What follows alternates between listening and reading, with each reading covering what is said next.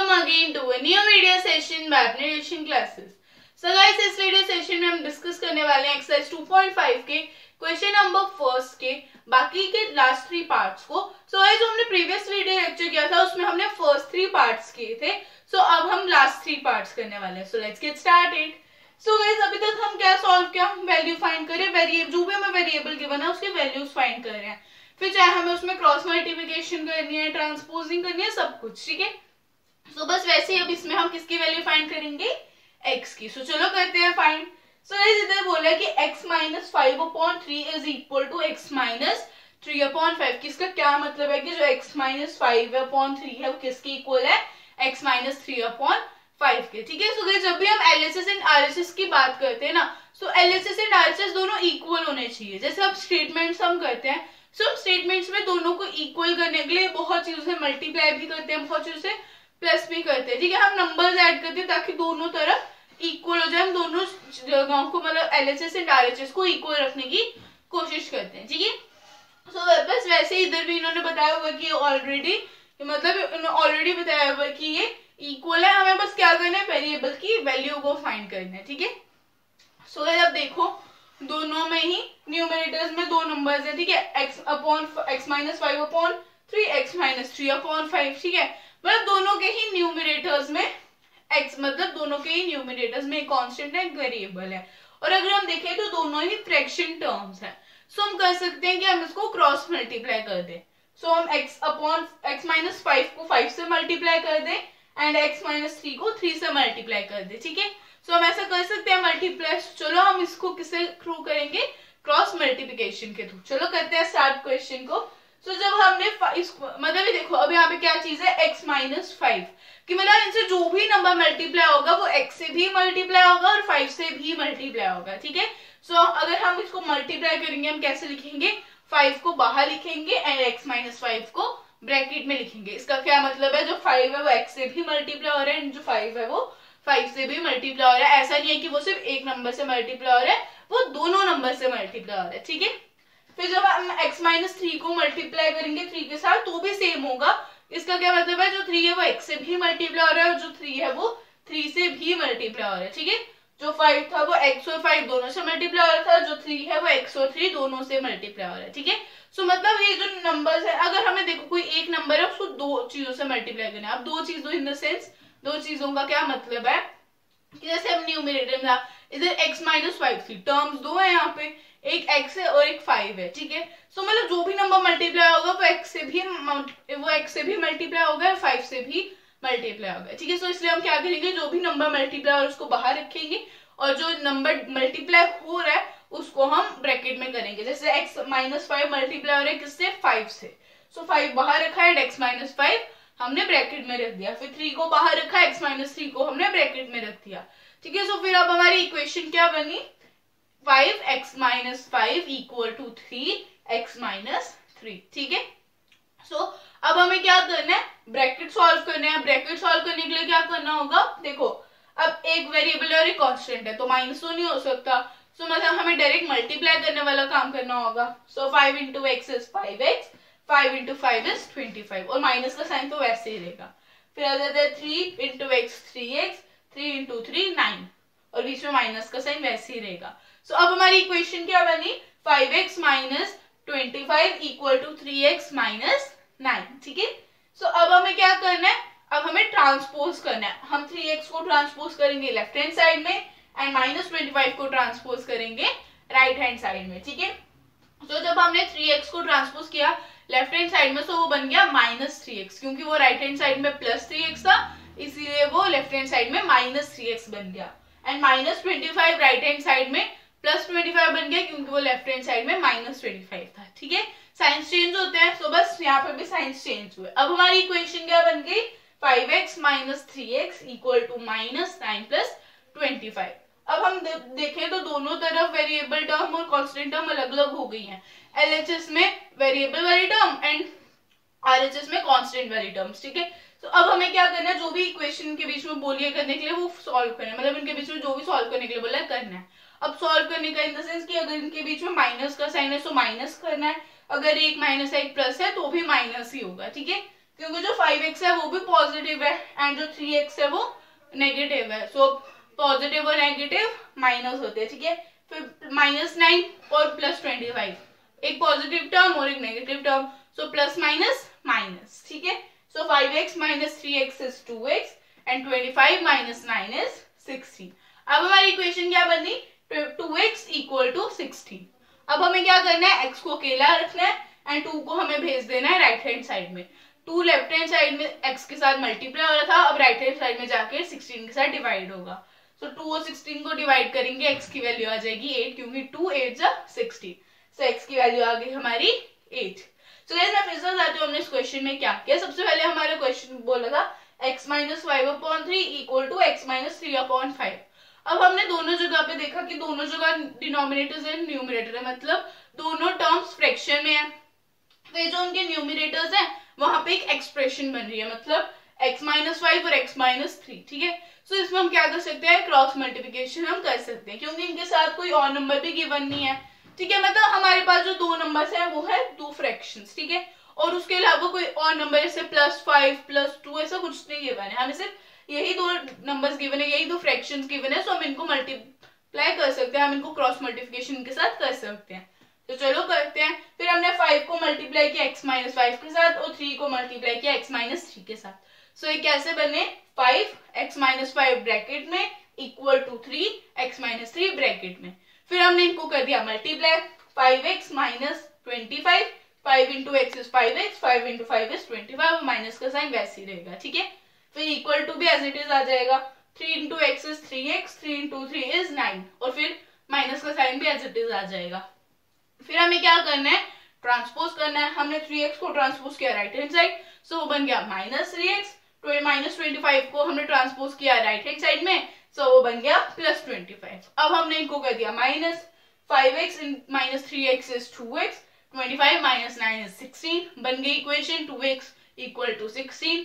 फिर x को अकेला किया एंड 2 को हमने भेज दिया राइट हैंड साइड में, सो बन गया x = 16/2। फिर हमने डिवाइड किया, सो x की वैल्यू आ गई 8, ठीक है। सो गाइस इसके साथ हमने ये वाला पार्ट कंप्लीट कर लिया। अभी आप इसका स्क्रीनशॉट ले लो, फिर हम आ जाते हैं नेक्स्ट पार्ट पे।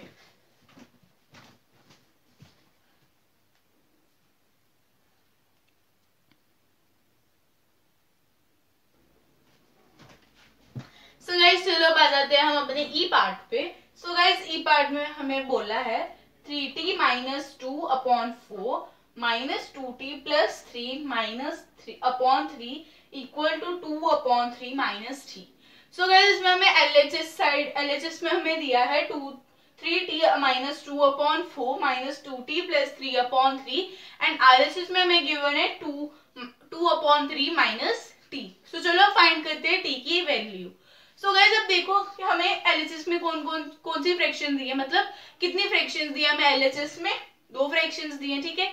अब इनमें से वेरिएबल वाली कौन सी है, सो देखिए तो दोनों ही वेरिएबल है, क्योंकि एक में 3t है एक में 2t है। सो अब हम सारे देखते हैं, ओवरऑल देखते हैं कि कितने मतलब वेरिएबल वाली टर्म्स हैं, कितनी कांस्टेंट टर्म्स है। सो गाइस वेरिएबल वाली टर्म्स 3 है, 3t - 2/4, 2t - 3/3 एंड -3, ठीक है। पर गाइस हम पता है क्या करने वाले हैं, LHS वाली साइड को LHS में ही रहने देंगे, RHS वाली को RHS में ही रहने देंगे, ठीक है। तो वो भी मैं बताऊंगी हमने ऐसा क्यों किया, ठीक है। तो चलो सबसे पहले स्टार्ट करते हैं। सो अब हमने क्या करना है, 4 और 3 का LCM लेना है, ठीक है। अब हमें सबसे पहले जो LHS वाली साइड है उसको सॉल्व करेंगे, फिर हम RHS पे आएंगे, ठीक है। जब तक LHS सॉल्व भी कर लेते हैं ना अच्छे से, तब तक RHS पे नहीं आएंगे, ठीक है। सबसे पहले LHS सॉल्व करेंगे फिर आ जाएंगे RHS पे, ठीक है। तो चलो करते हैं सॉल्व LHS को। सो अब इधर 2 फ्रैक्शंस गिवन है, सो हम क्या करते हैं, दोनों का ही LCM ले लेते हैं, 4 और 3 का। देखो अब सबसे पहले अगर हमें सॉल्व करना है तो 2 फ्रैक्शंस तो चाहिए ही होती हैं। अब LHS में है ही 2 फ्रैक्शंस, तो इनका हम क्या करेंगे, LCM ले लेंगे, इनके डिनोमिनेटर्स को सेम करेंगे। अब उसके लिए चाहिए होता है LCM, सो लेते हैं LCM इनका। 4 और 3 का LCM कितना होता है, 12, ठीक है। सो मतलब अब हमें इन दोनों को हमें 12 बनाना है। अगर 4 को 12 बनाना है तो उसको मल्टीप्लाई करना पड़ेगा 3 से, क्योंकि 4 3 12 होता है। अगर 4 को 12 बनाना है तो हमें 4 को 3 से मल्टीप्लाई करना पड़ेगा, ठीक है। अगर 4 3 से मल्टीप्लाई हो रहा है, मतलब अगर डिनोमिनेटर 3 से मल्टीप्लाई हो रहा है तो न्यूमरेटर भी 3 से मल्टीप्लाई होगा, ठीक है। सुनो मैं क्या बोल रही हूँ इसका, देखो अब मैं क्या बोल रही हूँ, मैं आपको फिर से बताती हूँ, मैं पूरा क्वेश्चन अभी आपको फिर से बता देती हूँ, ठीक है। पूरा नहीं, मतलब हमें जितना भी किया उतना फिर से बताती हूँ कि अब हमें एलएचएस में कितनी फ्रैक्शंस दी है, 2 फ्रैक्शंस। आरएचएस में हमें कितनी टर्म्स दी है, 2, एक तो 2/3 और एक -3, ठीक है। तो अब हमें क्या करना है, सबसे पहले हम एलएचएस को सॉल्व करेंगे, फिर हम आ जाएंगे आरएचएस पे। अब हमें अगर एलएचएस को सॉल्व करना है तो हमारे पास 2 फ्रैक्शंस है। अब उन दोनों को सॉल्व करने के लिए हमें क्या करना पड़ेगा, इनके डिनोमिनेटर्स को सेम करना पड़ेगा। अब अगर डिनोमिनेटर्स को सेम करना है तो एलसीएम लेना पड़ेगा। 4 और 3 का एलसीएम होता है 12, सो मतलब हमें डिनोमिनेटर्स को 12 बनाना पड़ेगा। अब 4 को 12 बनाने के लिए हमें मल्टीप्लाई करना पड़ेगा 3 से। अब अगर डिनोमिनेटर 3 से मल्टीप्लाई हो रहा है तो न्यूमरेटर भी तो 3 से मल्टीप्लाई होगा। अब न्यूमरेटर में कितनी टर्म्स है, 3t और -2 टर्म्स है। सो अब ये नहीं है कि सिर्फ 3t ही मल्टीप्लाई होगा या सिर्फ 2 ही मल्टीप्लाई होगा, 3t भी 3 से मल्टीप्लाई होगा एंड -2 भी 3 से मल्टीप्लाई होगा। सो चलो करते हैं multiply. 3t multiplied by 3 is, देखो अब इसमें हमें क्या करना है, हमें अगर डिनोमिनेटर को 3 से मल्टीप्लाई किया, न्यूमरेटर को भी 3 से करेंगे, ठीक है। सो अब करते हैं 3 को 3 से आ जाएगा 9 और t तो वैसे रहेगा 9t और 2 को 3 से करेंगे आ जाएगा 6। सो 3t -2/4 बन गया 9t -6/12, ठीक है। सो अब हमें किसको चेंज करना है, किसके डिनोमिनेटर को चेंज करना है, 3 के। अब 3 को किससे मल्टीप्लाई करेंगे, 12 आएगा 4 से। सो अगर हम डिनोमिनेटर में 4 से मल्टीप्लाई करें, न्यूमरेटर में भी 4 से करेंगे, सो 4 × 2 इज 8 -8t। और गाइस अब हमने यहाँ पे लिखा -12, ठीक है, क्योंकि 4 3 होते हैं 12। सो अब हमने यहाँ पे साइन चेंज करके -12 कर दिया। अब हमने ऐसा क्यों किया वो भी बताती हूँ। देखो क्योंकि ये जो 2 टर्म्स है आपस में क्या हो रही है, माइनस हो रही है, ठीक है। सो मतलब जो ये माइनस है, देखो इसको मैं बताती हूँ, आपको ये समझ के चलना है कि ये चीज ब्रैकेट में है, ठीक है, ये चीज ब्रैकेट में, क्योंकि जो अगर 2t होगा सो वो तो प्लस का होगा ना, अगर सिंपल 2t होगा सो वो प्लस का होगा, ठीक है। सो इट मीन्स माइनस बाहर है क्योंकि माइनस इन दोनों के बीच में लगे, कि मीन्स कि ये दोनों को माइनस होंगे ये दोनों टर्म। सो हमें क्या करना है, 2t + 3/3 को ब्रैकेट में लेके चलना है। सो अब जैसे ही ब्रैकेट खुलेगा प्लस माइनस माइनस और प्लस माइनस माइनस, मतलब जो 2t के साथ प्लस लगा है वो प्लस माइनस के साथ मल्टीप्लाई होके माइनस बन जाएगा, इसलिए आ गया -8t। फिर माइनस और प्लस माइनस, इसलिए आ गया हमारा -12, ठीक है। समझ आ गया? इससे रिलेटेड कोई भी डाउट है तो do comments in the comment below. So चलो अब इसको करते हैं सॉल्व। सो अब हमारा 2t -2t + 3/3 क्या बन गया, -80 -12/12, ठीक है। सो जब हमें क्या करना है, अब RHS तो हमारा वैसे ही रहेगा इक्वल टू 2/3 -t, ठीक है। सो अब हम सॉल्व करेंगे इस चीज को, ठीक है। हम किसको सॉल्व करेंगे, LHS को। सो LHS में जो भी चीजें दी है उनको आपस में माइनस या प्लस करना है। 90 प्लस का है एंड 80 माइनस का है। सो प्लस माइनस माइनस, सो 9 में से 8 निकालो आ जाएगा 1, सो मतलब आ जाएगा सिंपल t। फिर हमें क्या करना है, -6 और -12, मतलब ये प्लस होंगे क्योंकि माइनस माइनस प्लस 6 + 12 कितना होता है, 18। सो हमारी क्या आ गया, t -18/12। डिनोमिनेटर वैसे ही रहेगा, ठीक है। t कैसे है, 90 -80 इज t एंड 6 + 12 इज 18। सो हमारा क्या आ गया, t -18/12 = 2/3 - t। सो अब हमें क्या करना है, हमें करना है अब 2/3 - t को सॉल्व। अब हमारी LHS यहाँ पर ही रुक गया, ठीक है। अब LHS हमने यहाँ पे खत्म कर दिया, अब हमें आना है RHS पे, ठीक है। अब मतलब LHS हमें अब तब सॉल्व होगा जब हमारा RHS सॉल्व होगा। सो अब मतलब हमने इधर तक अपना LHS सॉल्व कर लिया, अब हमें RHS को सॉल्व करना है। अब अगर हमें इन दोनों को करना है आपस में माइनस, तो हमें क्या करना पड़ेगा, डिनोमिनेटर्स को सेम करना पड़ेगा। तो अब हम क्या करेंगे, डिनोमिनेटर्स को सेम करने के लिए नीचे 1 लगाएंगे। अब जिसके नीचे कुछ नहीं होता उसके नीचे 1 नहीं होता है, ठीक है। सो t के नीचे आ जाता है 1 और 3 और 1 का एलसीएम क्या होता है, 3। सो मतलब अब हमें दोनों के डिनोमिनेटर्स को 3 बनाना है। 2/3 का डिनोमिनेटर तो ऑलरेडी 3 है। सो t/1 का डिनोमिनेटर 3 बनाने के लिए 3 से मल्टीप्लाई करना पड़ेगा। डिनोमिनेटर में 3 से मल्टीप्लाई हो रहा है, न्यूमरेटर में भी 3 से मल्टीप्लाई होगा। 3 × t इज 3t, ठीक है। सो 2 - 3t/3। सो अभी हमने इतना सॉल्व कर लिया कि t -18/12 = 2 - 3t/12/3, ठीक है। अब हमारे LHS एंड RHS की इक्वेशन क्या बने, t -18/12 = 2 - 3t/3।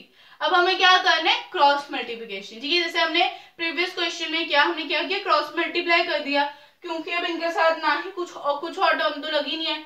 अब पहले हमने क्रॉस मल्टीप्लाई क्यों नहीं किया, क्योंकि देखो अगर हमारा 3d माइनस 2/4 था तो उसके साथ 2d प्लस 3/3 भी था। अगर हमारा 2/3 था तो उसके साथ -3 भी था। सो अब तब हम उस केस में हम क्रॉस मल्टीप्लाई नहीं कर सकते थे। बट अब हमारे पास दो अलग अलग फ्रैक्शन है और सिर्फ दो ही फ्रैक्शन है, एलएचएस एंड आरएचएस में अलग अलग एक एक फ्रैक्शन है, मतलब एलएचएस में भी एक ही फ्रैक्शन है एंड आरएचएस में भी एक ही फ्रैक्शन है। सो अब हम इनको क्रॉस मल्टीप्लाई कर सकते हैं, ठीक है। सो गाइस अभी आप इतने तक का स्क्रीनशॉट लो, फिर हम आ जाते हैं मतलब आगे वाले स्टेप पे, ठीक है।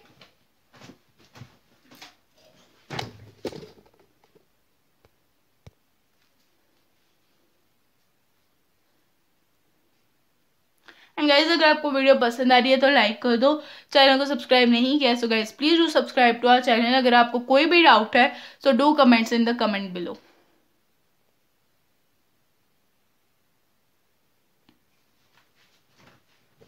सो गाइस चलो अब आ जाते हैं हम अपने नेक्स्ट स्टेप पे। सो गाइस इसमें हमें क्या करना है, क्रॉस मल्टीप्लिकेशन। सो चलो हम करते हैं क्रॉस मल्टीप्लाई। सो 3 को जब t -18 के साथ मल्टीप्लाई करेंगे सो 3 बाहर होगा एंड t -18 आ जाएगा ब्रैकेट में, ठीक है। फिर आरएचएस में होगा कि 12 मल्टीप्लाई होगा 2 - 3t के साथ, ठीक है। 12 बाहर आ जाएगा एंड 2 - 3t ब्रैकेट में आ जाएगा। सो अब हमारी इक्वेशन क्या बनी, 3 ब्रैकेट में t -18 इक्वल टू 12 ब्रैकेट में 2 - 3t, ठीक है। सो अब हमें क्या करना है, इनको सॉल्व करना है। अब सॉल्व कैसे करेंगे, मल्टीप्लाई करेंगे। 3 into t is 3t, 3 into 18 is 54 and minus का साइन तो वैसे ही आ जाएगा, ठीक है। फिर इक्वल टू भी एज इट इज आ जाएगा, 12 into 2 is 24, माइनस का साइन एज इट इज आ जाएगा and 12 into 3t is 36t, ठीक है। सो अब हमारी इक्वेशन क्या बनी, 3t - 54 इक्वल टू 24 - 36t। सो अब हमें क्या करना है, ट्रांसपोज करना है।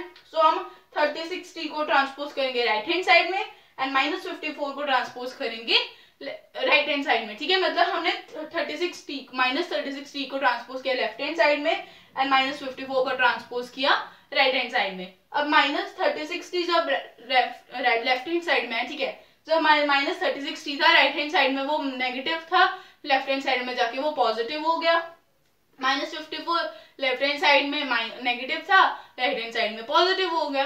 सो अब हमारी इक्वेशन क्या बनी, 3t + 36t इक्वल टू 24 + 54। अब हमें क्या करना है, दोनों को प्लस करना है, क्योंकि लेफ्ट हैंड साइड में भी दोनों टर्म्स पॉजिटिव है एंड राइट हैंड साइड में भी दोनों टर्म्स पॉजिटिव है। सो 36t + 3t is 39t and 24 + 54 is 78। अब हमारी इक्वेशन क्या बनी, 39t equal to 78।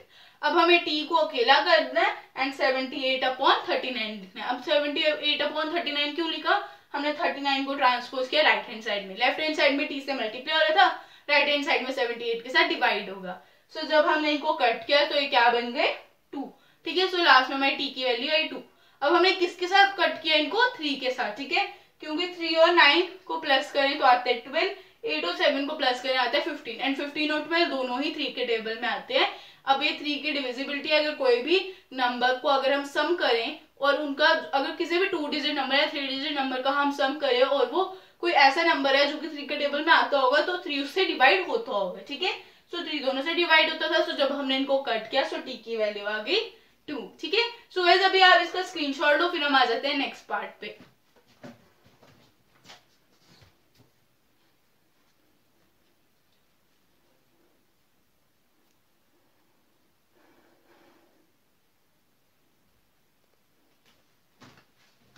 So guys चलो अब आ जाते हैं इस क्वेश्चन के लास्ट पार्ट पे। सो गाइस हमारा लास्ट पार्ट है m - m-1/2 equal to 1 - m-2/3, ठीक है।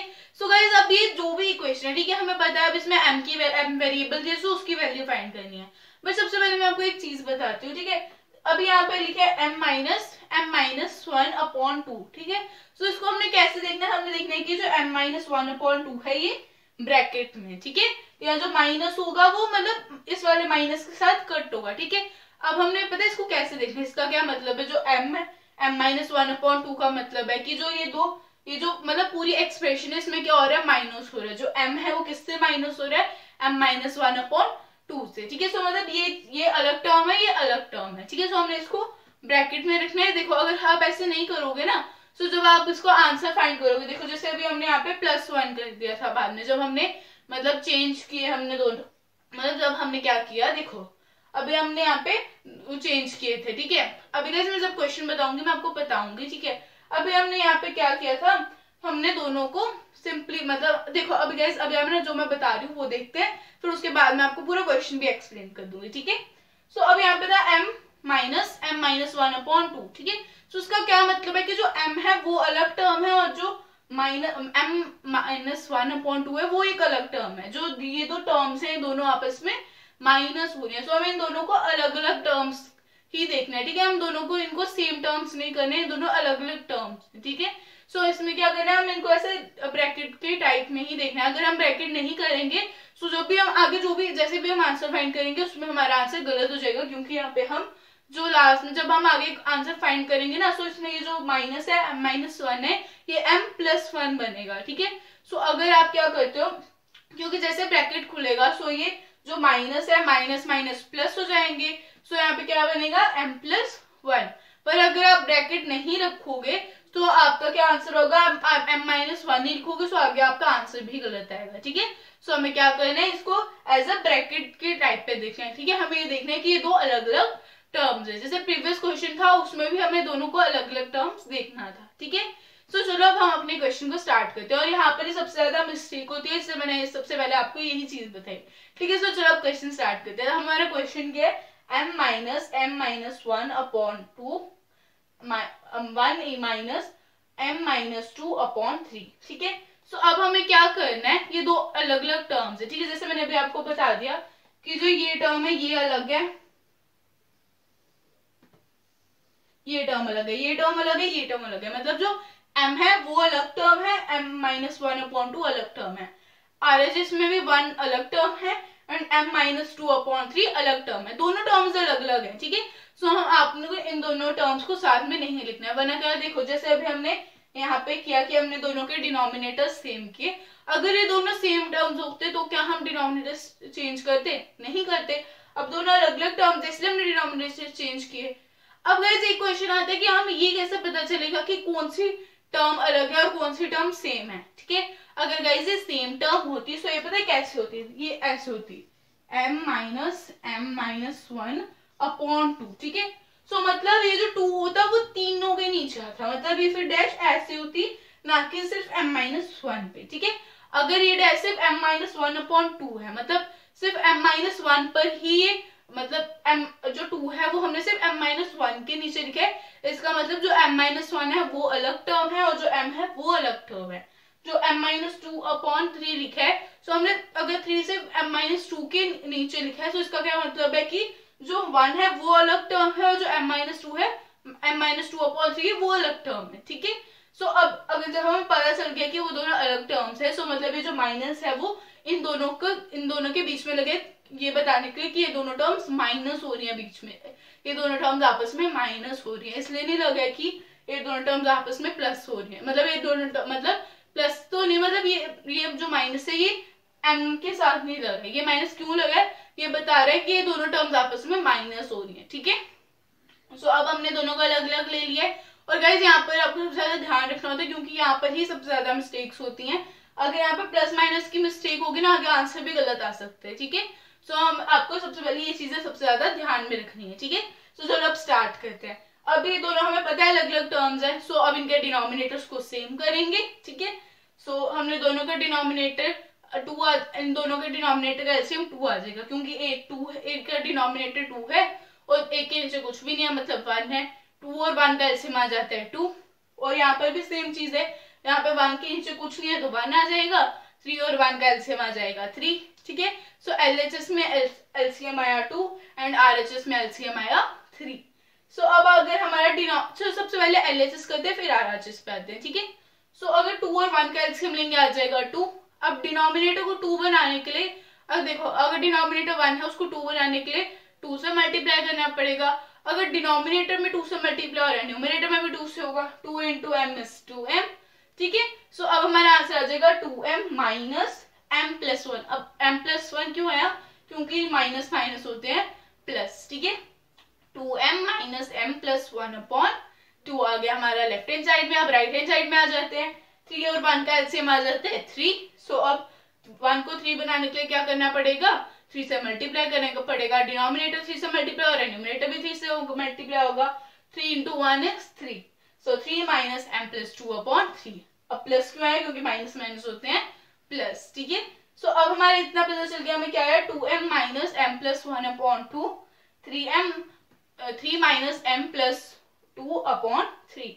सो अब यहाँ पे मतलब एलएचएस में भी एक ही फ्रैक्शन है, आरएचएस में भी एक ही फ्रैक्शन है। सो हमें इनको क्या करना पड़ेगा, क्रॉस मल्टीप्लाई, ठीक है। सो करते हैं क्रॉस मल्टीप्लाई, मतलब जो 3 है वो किससे मल्टीप्लाई हो रहा है, 2m माइनस m+1 से, और जो 2 है वो किससे मल्टीप्लाई हो रहा है, 3 माइनस m+2 से। इसका क्या मतलब है, जो 3 है वो बाहर रहेगा, जो बाकी की पूरी टर्म है 2m माइनस m+1 ये ब्रैकेट में रहेगी। सेम आरएचएस में भी होगा, 2 बाहर रहेगा और 3 माइनस m+2 ब्रैकेट में, ठीक है।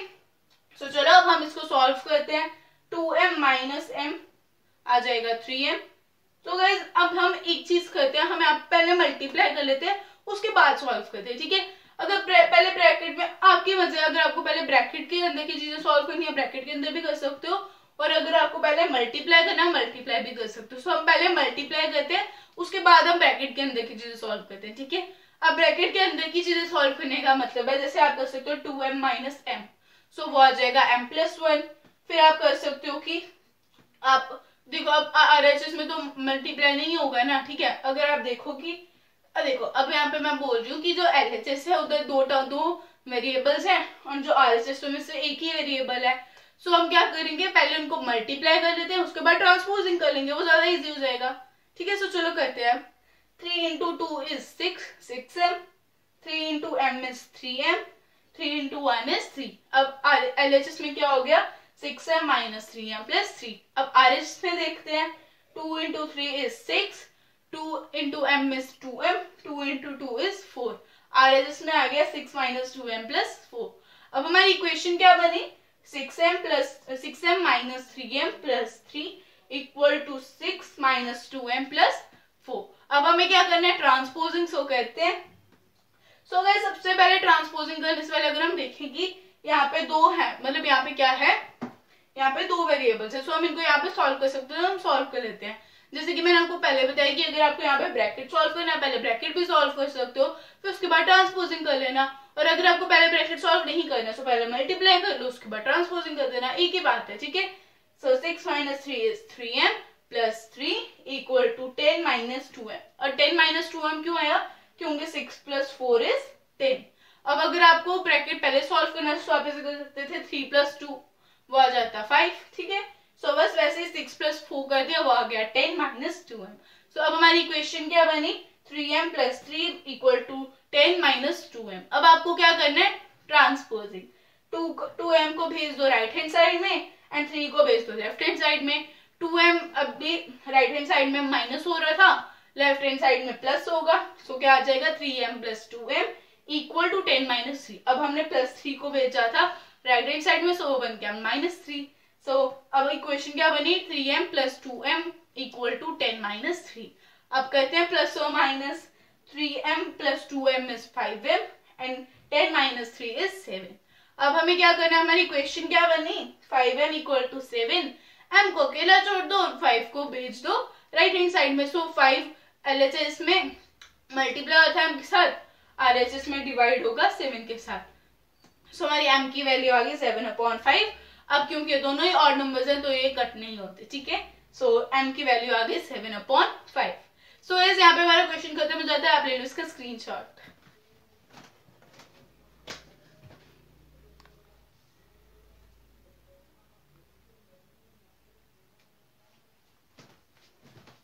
सो गाइस आई होप आपको आज का वीडियो लेक्चर पसंद आया होगा। सो गाइस पसंद आया तो लाइक कर दो, चैनल को सब्सक्राइब नहीं किया so guys please do subscribe to our channel. Bell icon को प्रेस करना बिल्कुल भी मत भूलना, क्योंकि बेल आइकन के थ्रू आपको सारी नोटिफिकेशंस टाइम पे मिल जाएंगी। So guys I will meet in my next video, till then take care, stay home, stay safe, bye guys.